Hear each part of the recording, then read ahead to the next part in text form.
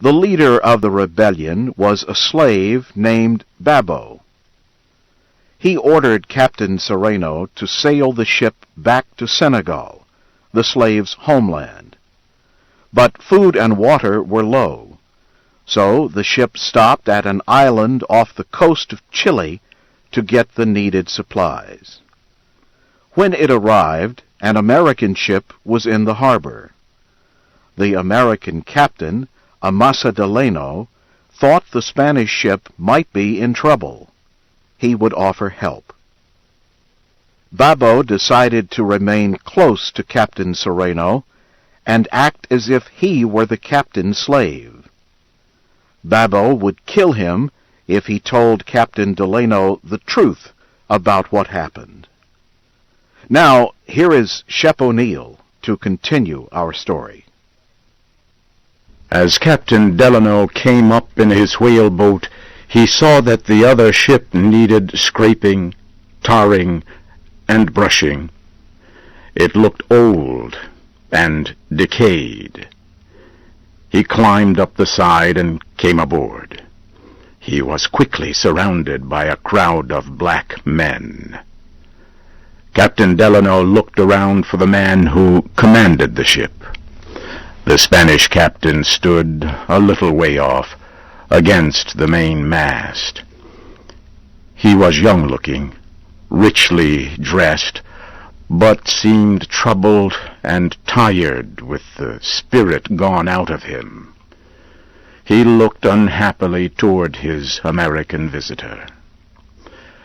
At the Spanish captain's side stood a small black man with a rough face.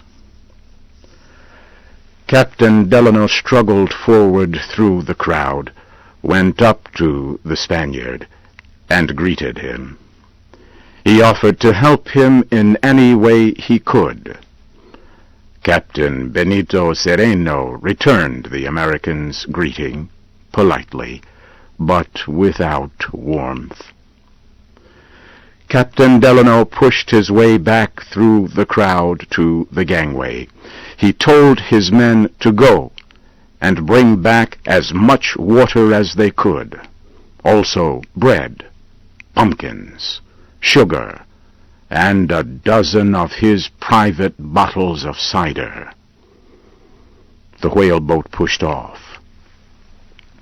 Left alone, Captain Delano again observed with fresh surprise the general disorder aboard the ship. Some of the men were fighting. There were no deck officers to discipline or control the violent ones, and everyone seemed to do as he pleased. Captain Delano could not fully understand how this could have happened. What could explain such a breakdown of order and responsibility? He asked Don Benito to give him the full story of his ship's misfortunes. Don Benito did not answer. He just kept looking at his American visitor as if he heard nothing. This angered Captain Delano, who suddenly turned away and walked forward to one of the Spanish seamen for his answer. But he had hardly gone 5 steps when Don Benito called him back.